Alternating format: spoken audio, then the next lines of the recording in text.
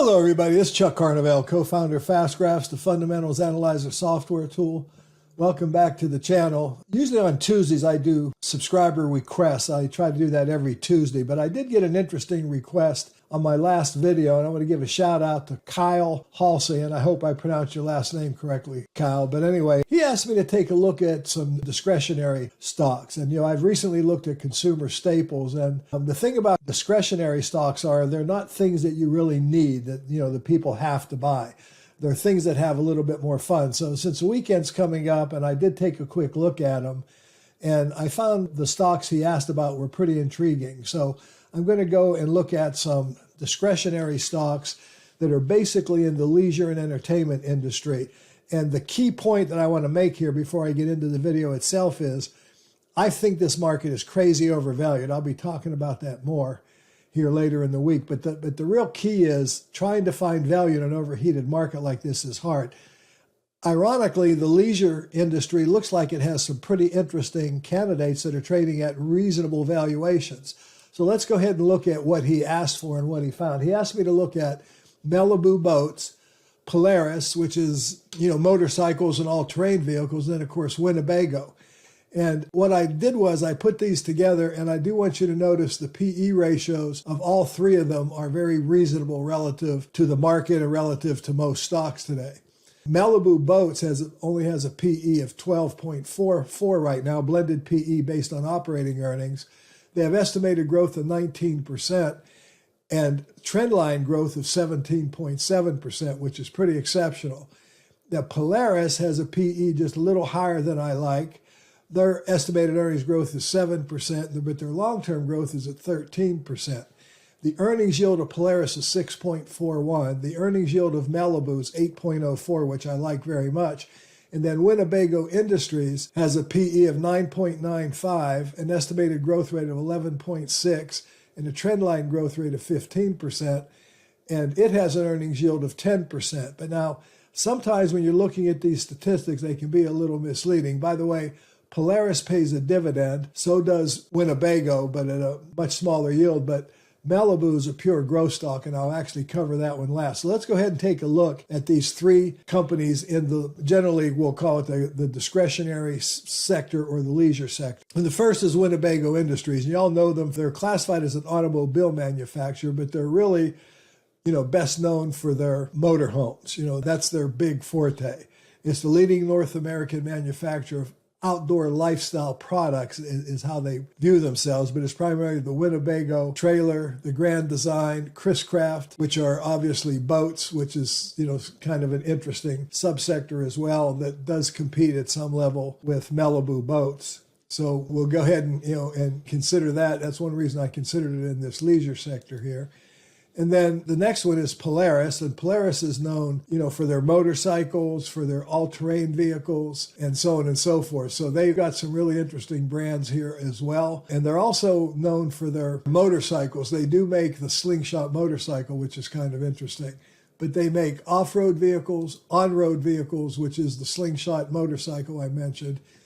They actually make an all-electric, I don't even know what you want to call that, mini bus, I would guess. So they're kind of up to date with things as well today. And I want to look at both of these first two stocks to give you a perspective of how these companies have fared over time. Now, Winnebago is a very cyclical. It's a high dollar item, generally speaking, even boats, etc. So coming between the two recessions, they did okay. They had horrible results during the Great Recession. Their business literally dried up. They were forced to slash and then ultimately eliminate their dividend, which they didn't start paying again until 2015.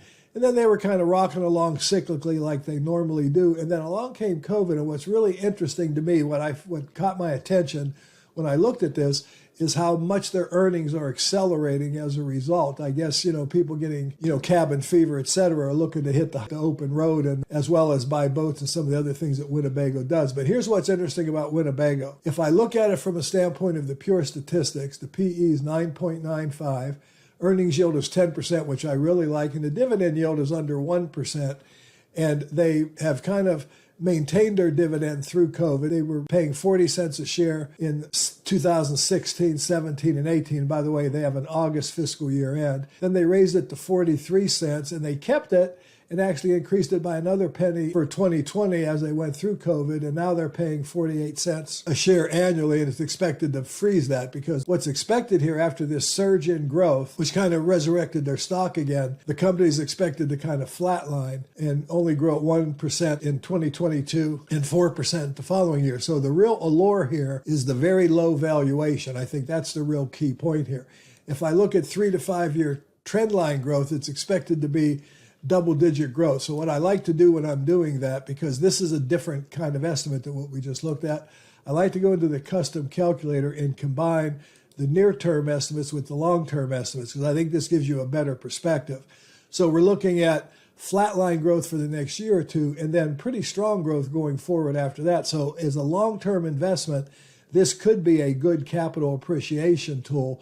The normal multiple in this stock has been about 13 historically over the last 5 years. If I look at that, throughout its history, though, there's obviously lots of times where it's traded at 16 and 17 times earnings.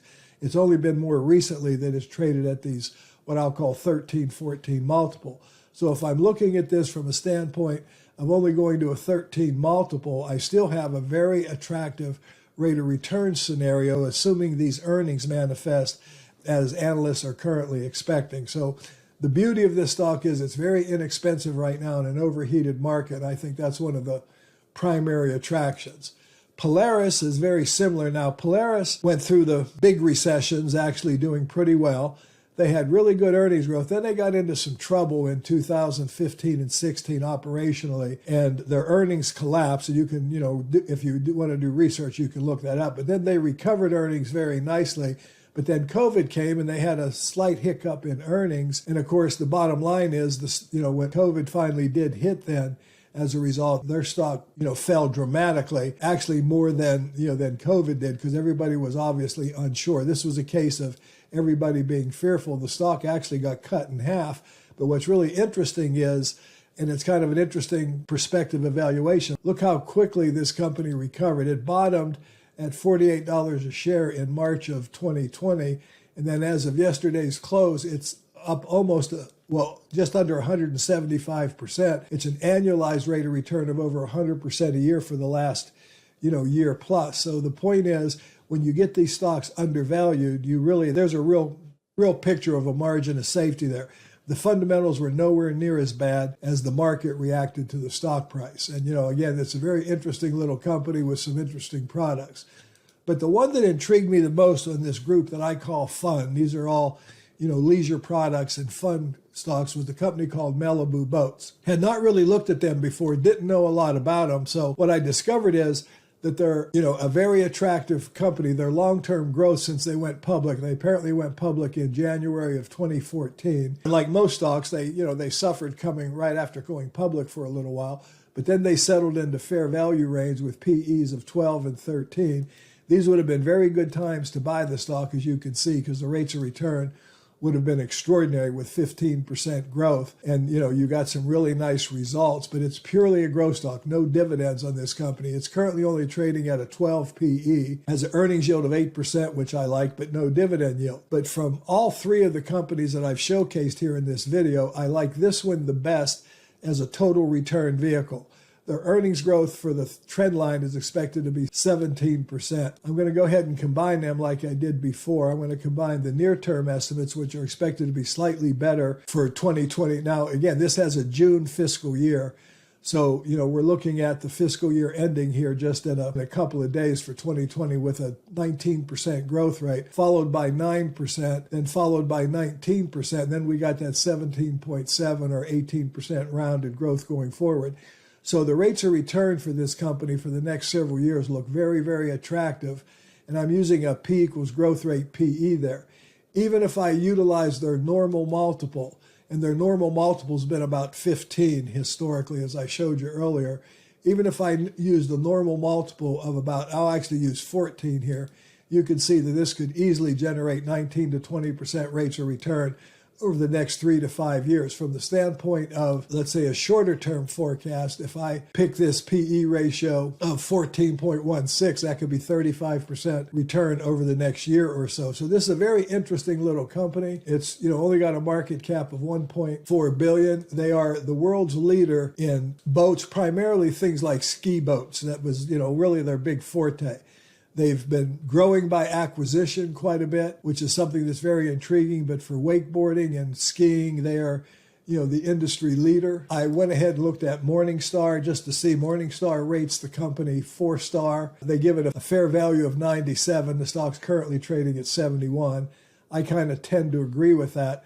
But they do point out that they're a long-established name in performance sports boats. But they also suggest that they're benefiting from very high demand. People are looking for something to take some of the pressure off of of the horrendous year or two that we've had here recently. So they're really a very interesting little company, growing very fast. Morningstar expects them to continue to grow via acquisitions. They recently bought Cobalt, Pursuit, and Maverick within the last 5 years, which really, gave them a surging sales growth of over 25%. They do have a narrow moat due to their brand intangible asset, according to Morningstar, and they have very strong market share in 3 legacy markets. They have 33% share of the performance sports boats, 35% share in the 24 to 29-foot stern drive boats, and 19% in offshore. So it's a very, very intriguing little company with a lot of growth potential.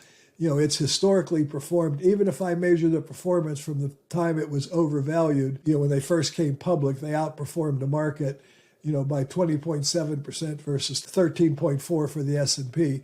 And I do consider the stock undervalued here. So anyway, these are some fun companies to look at if you're looking for something just maybe to take a little pressure off yourself. They're all good capital gains, total return investments. They're all attractively valued in what is otherwise a very overheated market. So you might want to take a closer look at all 3 of them. My favorite in the group would be Malibu Boats right now as a growth stock. I just think it looks very intriguing. I like the valuation. I like the growth potential.